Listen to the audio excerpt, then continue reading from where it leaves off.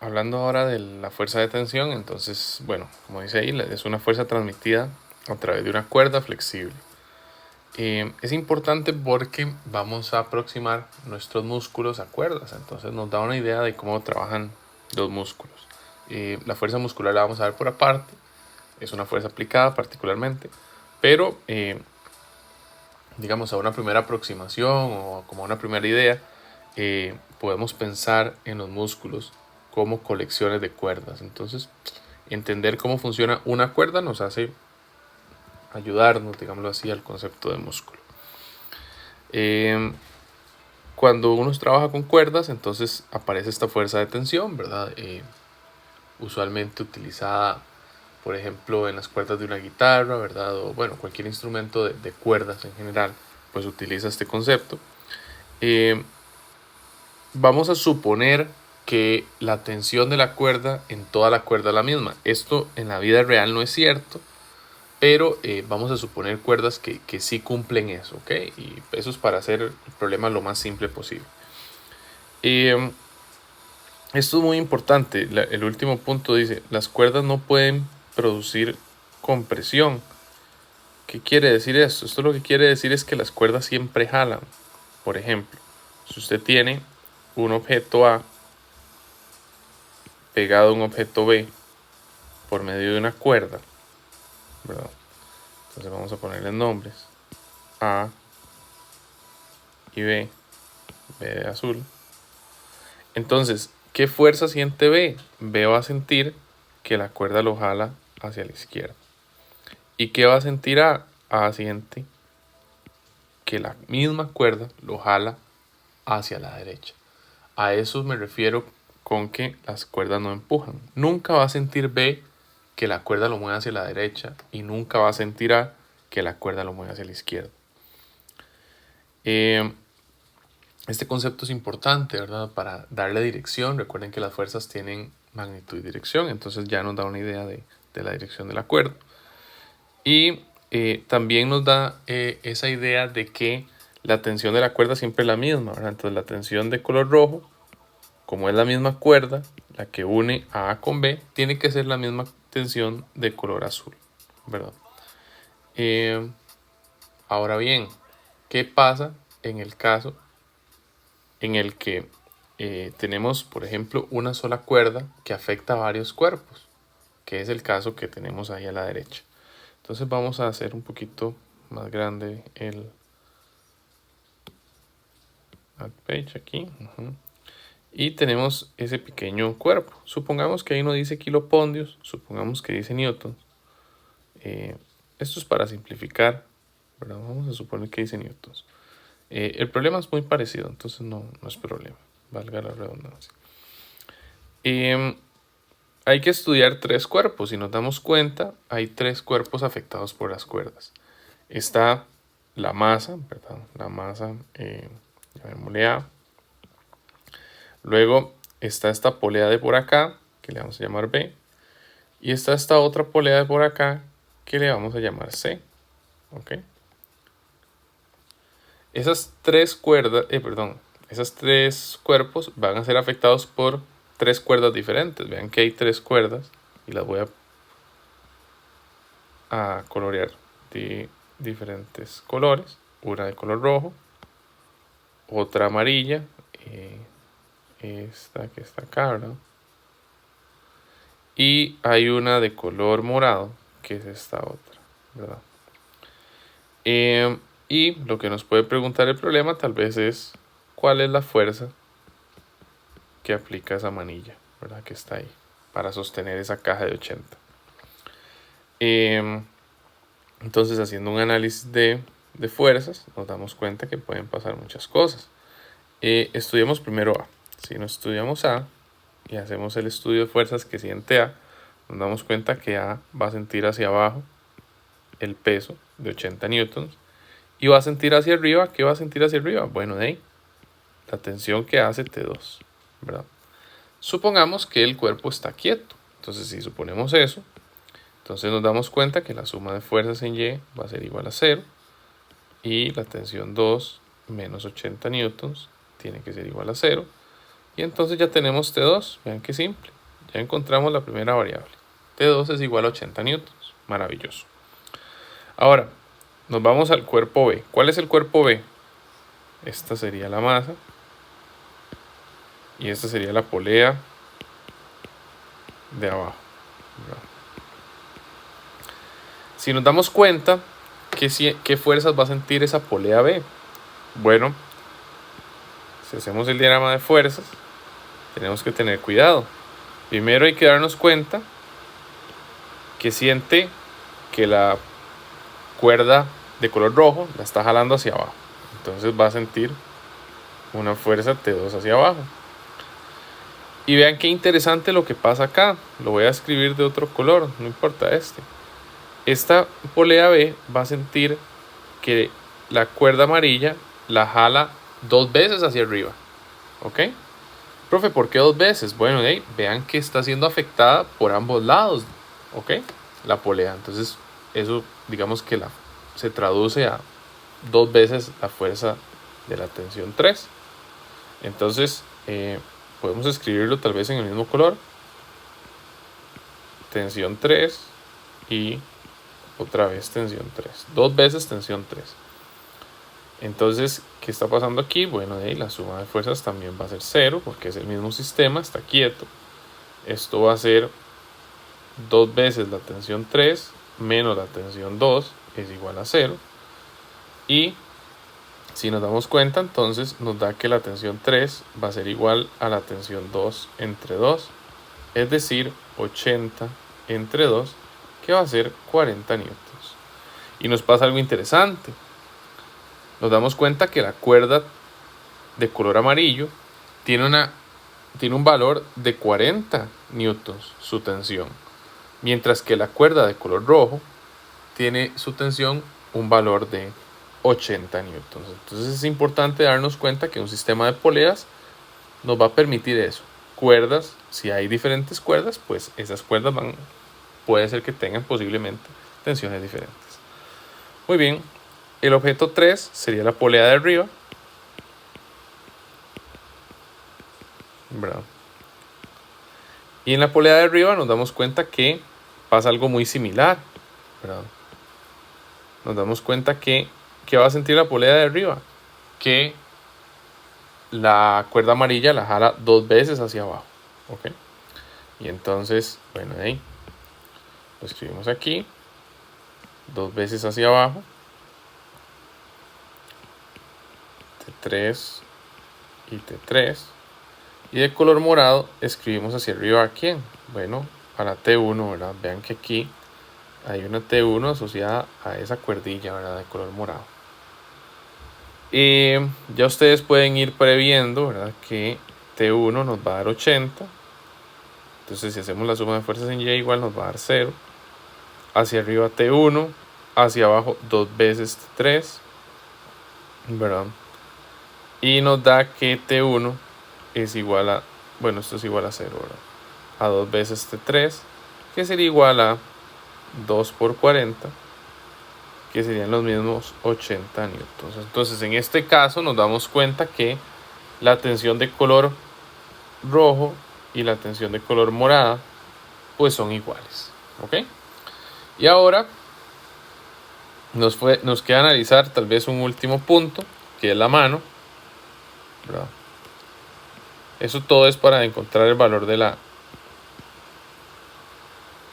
esta F de color verde, que es la fuerza que hace la mano para sostener al sistema. Y si nos damos cuenta, ¿qué fuerzas siente la mano? Bueno, la mano va a sentir hacia arriba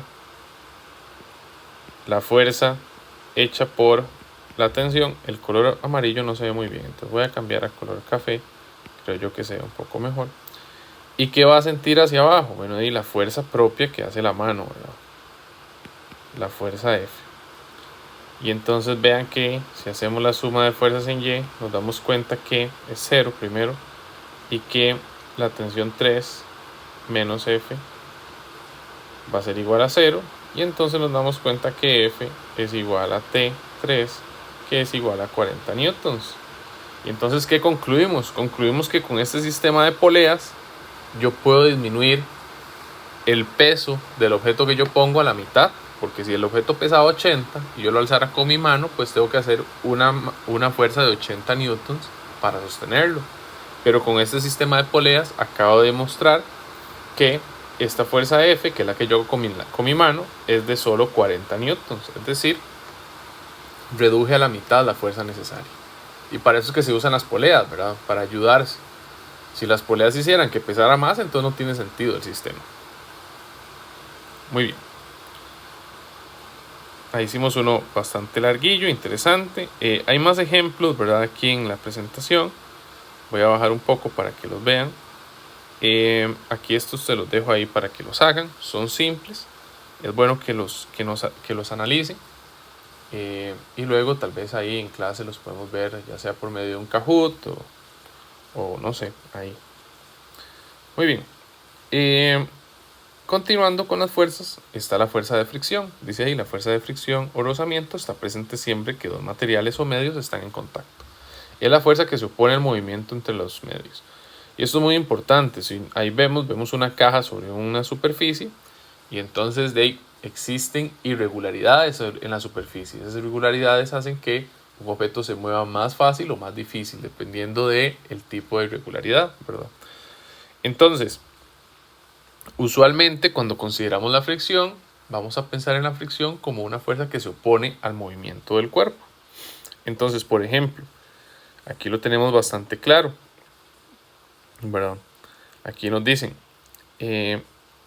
la fricción estática es más o menos, o es menor más bien a el coeficiente de fricción por la normal. ¿Qué es eso que dijimos? Bueno, la fricción se va a definir como el coeficiente por la normal. Así está definido. Lo que pasa es que hay dos tipos de fricción. Está la fricción estática, lo escriben en inglés porque así usualmente se escribe, y está cuando el objeto está en movimiento. Es decir, por ejemplo, cuando usted, no sé, pensemos, no sé, digamos que usted anda en medias y se resbala, se deja resbalar sobre el piso. No va a resbalar eternamente, ¿ok? Sino que la fricción que hay entre sus medias y el piso hace que eventualmente usted se detenga. Y está la fricción estática, que es por ejemplo lo que están haciendo en este caso esta muchacha acá. Hay un escritorio, bueno, eso es como un archivador o algo así, y ella quiere moverlo y lo va a empujar. Lo que pasa es que la fuerza que ella hace no es la suficiente para lograrlo mover. Entonces la fricción estática hace que el objeto se quede estático, valga la redundancia. ¿Ok? Luego ella pide ayuda y entonces en este caso, ¿qué está pasando? Está pasando que la muchacha y el compañero, pues lo que hacen es la fuerza necesaria para empezar a mover al cuerpo. ¿Ok? Una vez que usted logra superar esa fuerza necesaria para empezar a mover el cuerpo, vean que cambia completamente el signo. Vean que aquí es S, S. Voy a hacer un poco de zoom para que lo veamos bastante claro. El coeficiente es estático, estático. Una vez que se empieza a mover el objeto, ven que ya tiene una aceleración. El objeto, o la fricción más bien, pasa a ser cinética. ¿Por qué? Porque si el cuerpo se mueve, entonces la fricción es cinética. Y eso es lo importante, separar una fricción de la otra, darnos cuenta cuál es cuál. Por ahora, como estamos trabajando con objetos que la suma de fuerzas da 0, entonces vamos a suponer que los objetos la mayoría de las veces están quietos. Si no están quietos, se le dice. Entonces, ahí es donde se usa el coeficiente cinético. La fuerza de fricción tiene una gráfica bastante interesante. A como usted aumenta la fuerza aplicada, es decir, a como yo, por ejemplo, si tengo un archivador y lo empiezo a mover, si yo le pongo un dedo, ¿verdad? Y lo empujo un poquitito, entonces la fricción que necesita el cuerpo para quedarse quieto es poquitita. Entonces, como pueden ir viendo, a como yo aumento mi fuerza, aumenta la fricción. Y va aumentando, ¿hasta qué pasa? Hasta que usted llega al punto B. ¿Cuál es el punto B? Exactamente el punto en el que vamos a llamar la fricción estática máxima. ¿Okay? Este es el punto en el que si yo, digamos que soplo el archivador o lo empujo con una pluma o lo que usted quiera, se empieza a mover. Ese es el valor máximo de fricción que puede tener. ¿Y qué va a pasar? Interesantemente sucede que la fricción se vuelve constante una vez que supera la fricción estática máxima. Es decir, el valor de la fricción ya ahora solo tiene un único valor, ya no cambia. ¿Ok? Y algo interesante es que se vuelve menor a la fricción estática máxima. ¿Ok? Entonces por eso es que, por ejemplo, cuando usted quiere empujar algo que está quieto, que le cuesta moverlo, al principio gasta mucha fuerza porque está intentando, digámoslo así, empezarlo a mover al cuerpo. Pero una vez que ese cuerpo se mueve, se vuelve más fácil. ¿Por qué? Porque la fricción disminuye. La fricción se vuelve una fricción estática y las fricciones estáticas son menores. Perdón, ahí disculpen lo que dije. La fricción se vuelve cinética y las fricciones cinéticas son menores a la fricción estática máxima. ¿Ok? Entonces, como dice ahí, la fuerza de fricción estática es la fuerza de fricción que se opone al movimiento entre las superficies cuando no hay movimiento relativo, es decir, cuando no se está moviendo el cuerpo de estudio. La fuerza necesaria para empezar a mover un objeto es la fricción estática máxima, que es exactamente lo que les acabo de explicar, ¿verdad? Y entonces, hagamos esto. Dice, un bloque de hielo de 50 kilogramos reposa sobre un lago helado. Si el coeficiente de fricción estática entre el bloque y el lago es de 0.05, se pondrá el bloque en movimiento si la persona aplica una fuerza horizontal de 20 newtons. Bueno, veamos eso, a ver. ¿Qué quiere decir eso? Entonces, lo primero que necesitamos saber es calcular, o bueno, hacer un diagrama del cuerpo libre. Entonces, lo primero que hacemos es hacer el ¿cómo se llama? El dibujito del bloque. Supongamos que lo vamos a empujar para acá, ¿ok? Hacia la derecha, y esa fuerza horizontal es de 20 newtons, es lo que nos dicen. Nos dicen que hacia abajo tendría el peso, y hacia arriba sería la normal. Y entonces recuerden que si yo empujara el objeto hacia la derecha, entonces la fricción se va a oponer al movimiento, y entonces la fricción en este caso iría hacia la izquierda. Ese es nuestro diagrama de cuerpo libre. Ahora hagamos la suma de fuerzas. Sabemos que la suma de fuerzas en Y va a ser 0. ¿Por qué? Porque no queremos que se mueva en Y. Si se mueve, que se mueva en X, pero en Y no. Entonces nos da que la normal menos el peso van a ser iguales, ¿verdad? O que van a ser iguales a 0, perdón. Entonces que la normal y el peso son iguales, eso es lo que quería decir. Y quiere decir que esto es 50 por 9,8, que sería igual a, ya les digo cuánto, vamos a ver, 50 por 9,8 es 490 newtons. Muy bien. Ahora bien, necesitamos saber cuánto es la fricción estática máxima. La fricción estática máxima va a ser el coeficiente por la normal. Es decir, en este caso sería, voy un segundo, vamos a ver, algo pasó, algo se cayó. Muy bien, entonces sería 0.05 por 490 y eso sería exactamente igual a 24,5 newtons. Y entonces vean qué interesante. Si la fricción es de 24, si la fricción estática máxima es de 24,5 newtons y me están diciendo que la fuerza que yo aplico es de 20 newtons, entonces yo no supero a la fricción estática máxima. Y como yo no la logro superar, entonces el objeto no se va a mover. Muy bien. Aquí también les dan la ecuación para la fricción cinética. Vean que es la misma, solo que obviamente usa el coeficiente de fricción cinética, ¿verdad? Nada más tengan cuidado con eso. Y bueno, aquí viene una tabla de algunos coeficientes, ¿verdad? Para que puedan calcular las relaciones que necesitan.